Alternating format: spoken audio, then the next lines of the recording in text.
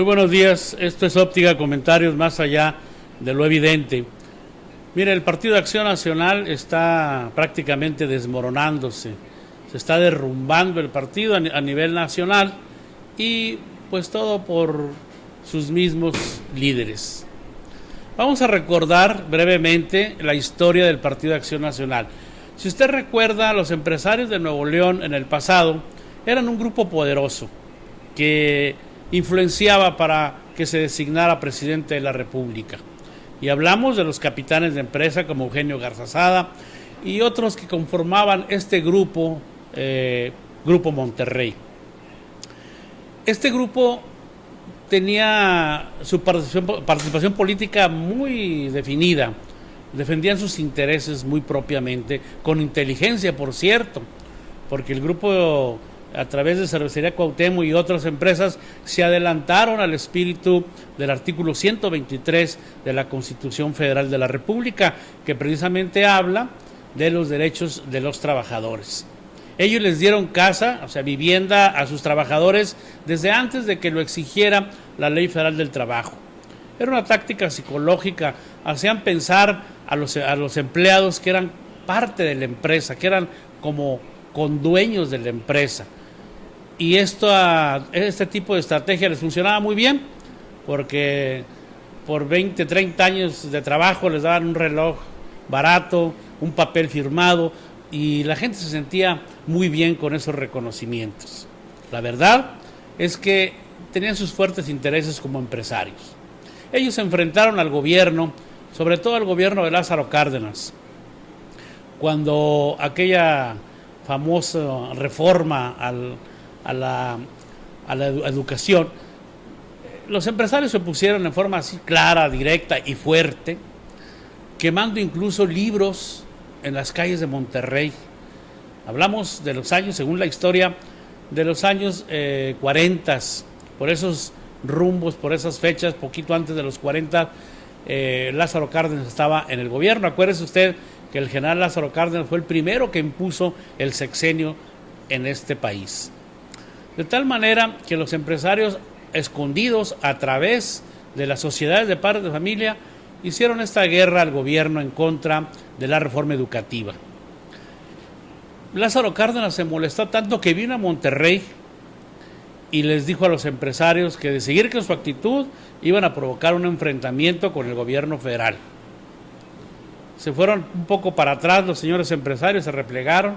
Lázaro Cárdenas tuvo que incautar, fíjese usted, ahí está en la historia del periódico El Porvenir, incautó el periódico El Porvenir por 24 horas, que en aquel entonces era el periódico más influyente, para sacar un desplegado importante para ubicar a los empresarios en su actitud. Ante este tipo de trabajo que hacían escondida los empresarios, estar en contra del gobierno, no les fue muy bien. Por eso ellos plantearon la idea de crear un partido, y de ahí sale el Partido Acción Nacional. Este partido, bueno, pues acuérdese usted, hace 30, 40 años, la gente que tiene memoria o los jóvenes que puedan ver en la historia, pues todos los candidatos del Partido de Acción Nacional eran puros empresarios o empleados de empresarios. Al PAN se le ubicó siempre de derecha, se le ubicó siempre como un partido de los empresarios, de los ricos. El PAN varió un poco cuando empezó a ganar algunas diputaciones, algunas alcaldías, gubernaturas, y como esto atrae a mucha gente porque, bueno, pues el triunfador, el alcalde, el gobernante, pues da empleo, tiene muchos intereses, de ahí empieza a hacerse muy grande este partido. Empieza a tener muchos afiliados, militantes, y empieza a conformarse de tal manera que ya con Fox, que ganan la presidencia de la República, se extiende este partido y le da entrada a muchísima gente. Aunque ellos querían controlarlo porque no querían que hubiera tanta gente, porque le temen mucho a la idea democrática de poder decidir cosas.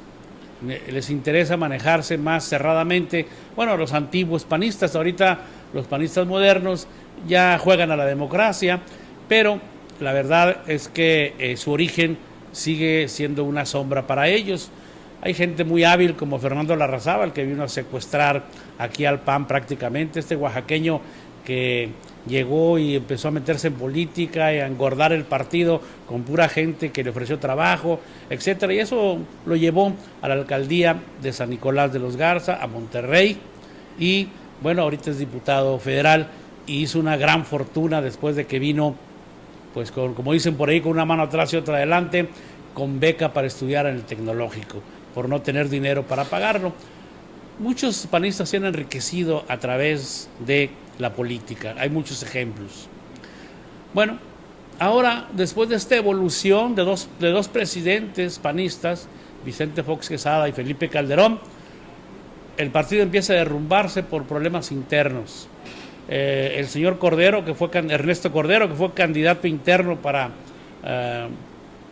aspirar a la candidatura a la presidencia, la perdió frente a Josefina Vázquez Mota porque, bueno, el candidato del presidente Felipe Calderón precisamente era Ernesto Cordero, y siempre los panistas han votado en contra de los delfines del presidente o de las personas importantes del PAN. En fin, ahora Ernesto Cordero y el señor Gustavo Madero andan de la greña. Gustavo Madero, el presidente del PAN. Ya destituyó Madero a Cordero como líder de los senadores del PAN. Y bueno, pues Cordero tiene su gente y también el señor Gustavo Madero pues tiene a su grupo. Desde Estados Unidos, el autoexiliado Felipe Calderón gritó a través de su cuenta de Twitter que la ropa sucia se lave en casa. ¿Por qué? Porque les va a hacer mucho daño a los panistas ahora que en 15 estados aproximadamente se avecinan ciertas elecciones para diputados federales, alcaldías, gubernaturas, y esto le va a perjudicar mucho al PAN. Si aterrizamos el problema del PAN a Nuevo León, vemos que también hay mucho divisionismo. La gente de la alcaldesa Margarita Arellanes pelea con los panistas de tradición y bueno, hay grupos, está el grupo San Nicolás, que está diezmado, pero que ahí está todavía Pedro Salgado, el hermano de Seferino Salgado, producto de una tranza que hicieron entre ese grupito llamado la Santísima Trinidad, que forman precisamente Seferino Salgado, Raúl Gracia y Fernando Larrazábal. Le regalaron la alcaldía al señor Pedro Salgado, que era anteriormente delegado de la Profeco aquí en el estado de Nuevo León. En fin, toda esta politiquería, le han aprendido muchas mañas al PRI, realmente los panistas, y por eso la gente a veces en el país, la gente pensante, la gente educada políticamente, ven al PRI junto con el PAN y le llaman el PRIAN, o sea, juntos PRI y PAN.